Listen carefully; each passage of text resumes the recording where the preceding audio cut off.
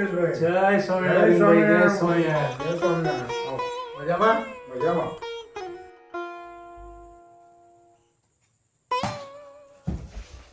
અલ્યા એ ચિંટુ, તને કઈ ખબર પડે છે ઘરમાં દડો રમવાનો હોય કઈ? આ રમતનું મેદાન છે, ભણવાનું તો કઈ ધ્યાન રાખતો નથી. તારા સાહેબને જવાબ આપી આપીને હું કંટાળી ગયો. મુકેશભાઈ, આ ચિંટુથી તો હું કંટાળી ગયો છું હો. બહુ મસ્તીખોર છે મુકેશભાઈ આ. મુકેશભાઈ, ઓ મુકેશભાઈ, ક્યાં ખોવાઈ ગયા? અરવિંદભાઈ, મને મારા ગુરુજીની યાદ આવી ગઈ એટલે હું એમના વાતોમાં ખોવાઈ ગયો હતો. જુઓ ને, આપણે મા બાપ તરીકે આપણી ફરજો બજાવતા નથી અને બાળકોનો તિરસ્કાર કરીએ છીએ. જ્યારે સત્પુરુષ રૂપી ગુરુજી જે મને મળ્યા છે, એમણે મારા કોઈ જ વાંક ગુના જોયા વગર બસ ફક્ત મને માતૃ વાત્સલ્યનો પ્રેમ આપ્યા જ કર્યો છે. ઓહો, એમ જ છે. તો તમારા ગુરુજી વિશે મને વિસ્તારપૂર્વક જણાવો ને મુકેશભાઈ. હા હા અરવિંદભાઈ, કેમ નહીં. મારા ગુરુજી તો મારા ગુરુજી છે. સાચા શિષ્ય કેવા હોય જો એ શીખવું હોય તો મારા ગુરુજીના જીવનમાંથી તમને જોવા મળશે. એમણે ગુરુદેવ બાપજીની જીવન પર્યંત એક બી આજ્ઞા લોપી નથી.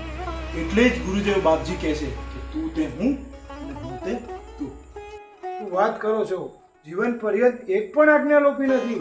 વાહ વાહ. તો એવા ગુરુજીનો કોઈ પ્રસંગ કહો ને. પ્રભાવમાં તો એમની સર્વે ક્રિયાના કરનારા મહારાજ જ છે, પણ આપણને બધાને શિષ્યત્વની રીત શીખવાડવા એમણે વર્તીને દેખાડ્યું. અને વાલા ગુરુજીએ તો સર્વેમાં દિવ્ય ભાવ રાખ્યો છે અને બધાને રખાવે પણ છે. જુઓ, એક પ્રસંગ કહું.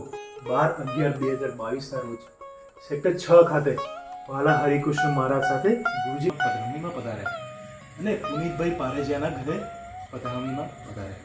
ત્યારે તેમને રાજી કરવા તેમના બાળ મુક્ત ઘેર મહારાજે નાની નાની સ્ટીકી નોટ્સમાં પ્રાર્થનાઓ લખી હતી મહારાજ માટે અને એ ગુરુજીને અર્પણ કરી. ગુરુજીએ એ પ્રાર્થનાઓ વાંચી અને એ હસ્તાક્ષરોના દર્શન કર્યા.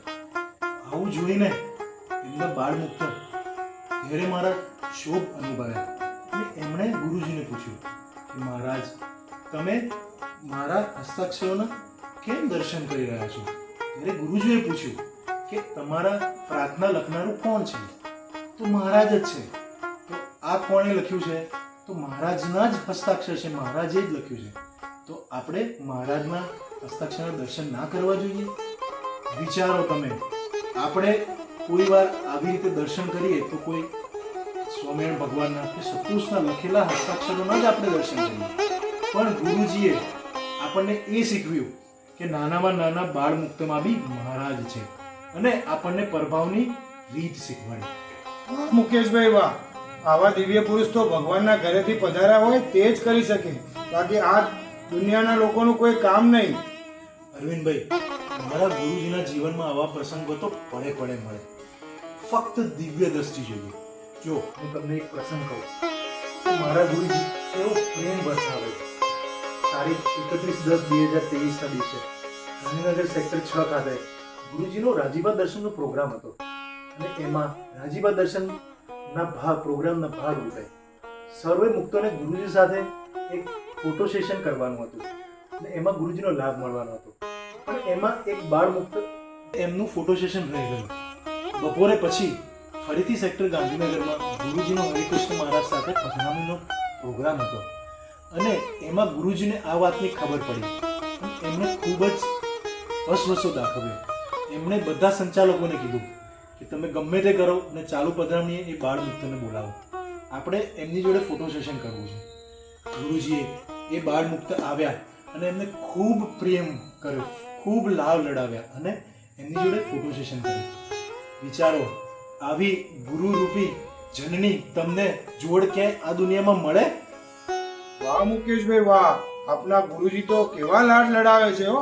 આવા દિવ્ય પુરુષને દંડવત પ્રણામ કરવાનું મન થઈ જાય હો. મારા ગુરુજી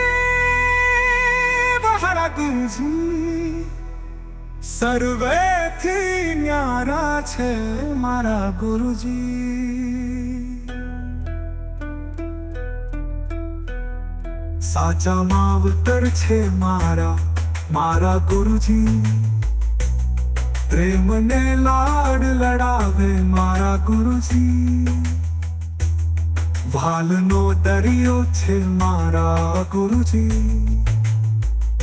દયાળુ મોતી છે મારા ગુરુજી. અનંત ને કરે દિવ્ય મારા ગુરુજી. મૂર્તિમાં રમણ કરાવે મારા ગુરુજી. દેહ ભાવ તોડી નાખે મારા ગુરુજી.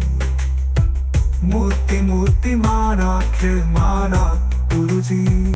અમે તમારા જ છીએ મારા ગુરુજી. સદાય જોડે રાખો મારા ગુરુજી. મારા ગુરુજી વહાલા ગુરુજી.